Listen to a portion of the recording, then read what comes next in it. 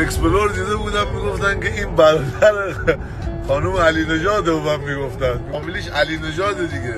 خانم مسیح علی نژاد بابلیه، این مال قائم شهره.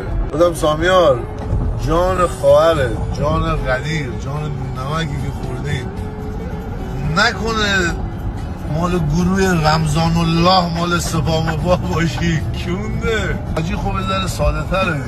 من اون خوش خواب بودم دیدم یواش حاجی رو کشیده نزدیک. من حاجی بیا بریم ایران، اونجا ما آشنا داریم با تو کار نداره. این بنده خدا ساده آره بریم اونجا، من خواهم برم سر خاک پدرم. اینا سریع من از پشت بیدار شدم حاجی چی داره میگی؟ دیدم میگه داره مخ منو میزنه بریم ایران و اینا. بره که حاجی رو تحویل بده، بعد حاجی رو بگیرن آفتابه ببندم به اونجای شنبول پایینش، بعد بگم باید آیسان بیاد، بعد من باید اون موقع کمربند ببندم بیام جیگر آزاد کنم. جوهای مرزی ایران رو باید پیغام بدم که بیاین آیسان بندری داره میاد برای نجات حاجی.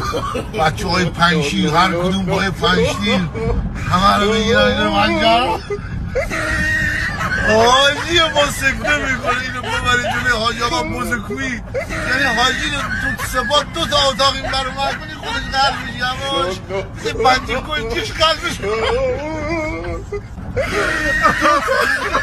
دو تا اتاق حاجی رو ببرید از حاجی آقا احمدی حاجی آقا موزکویی قلبش بزه بچه مایی